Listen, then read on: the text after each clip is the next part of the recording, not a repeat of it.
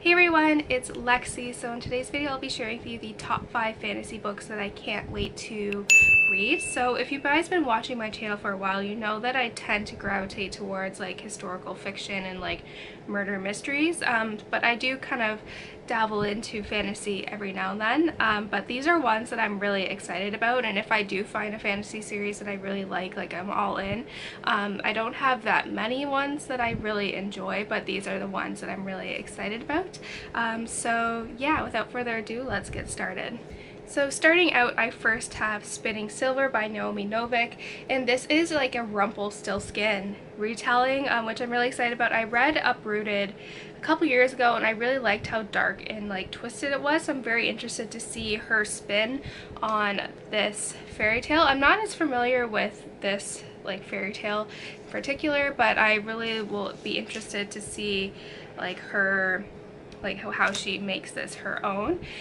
So I'm really excited about this. I'm thinking of actually making this the book club pick for November and December, so if you're interested in that being a part of it, let me know. But yeah, I definitely need to pick this one up very, very soon. And then the next 4 ones I'll be talking about are ones that are coming out within the rest of 2019 or early 2020, so I'm really excited about that. But starting out, I first have Supernova by Marissa Meyer, and this is the 3rd book in the Renegades trilogy series.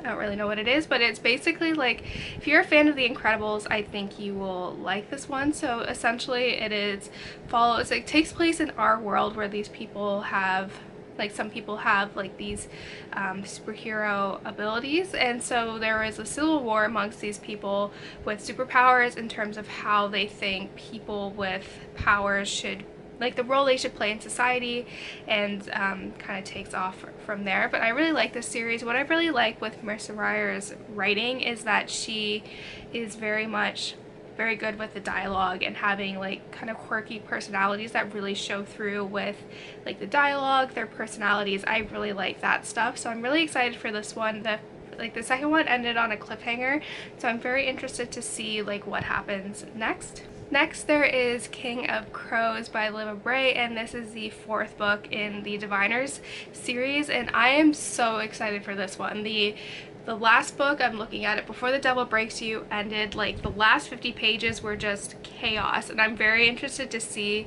how the characters deal with the fallout of those events. So I'm very interested. Like, it's like the stakes are getting a lot higher, and this is basically a 1920s, like roaring 20s historical fiction paranormal book that follows these people that are known as diviners. So they have some sort of like magical capabilities. So one girl can touch an object and kind of know the history of who that object belonged to and all of that stuff, and then like people can walk through dreams, like those things. And there is this kind of bad spirit almost, that's the King of Crows, that's kind of slowly that's very like dark, and he's trying to spread the world with darkness, and they're trying to stop him. So I'm very interested. I'm very excited for this one. I was like, I think I might have to reread them because I don't really remember a lot, or like find a good summary of them going into it, because I feel like there's a lot of details that I have forgotten,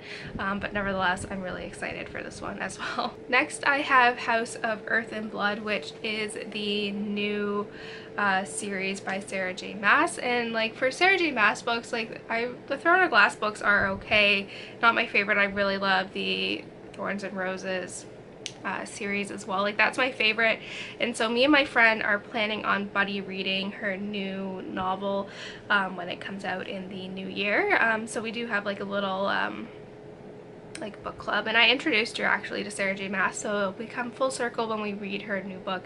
I don't really want to know too much about the plot in this one. I'm just very interested in seeing, like, I just want to kind of jump into it and just kind of take it for as it is, but I'm really excited. I know this one is like a little different than her like Fae one, so I'm very interested to see how she tackles this one.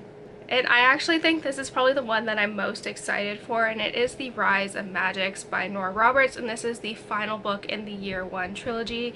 I read Year One earlier this year, I want to say March and February, and I was pleasantly surprised, and then I read the second one not too long ago of Blood and Bone, which was even better than the first one. So I'm really excited to see what the third one has in store. But basically, if you are familiar with Nora Roberts' like magic system, it kind of encompasses everything that she's like written about.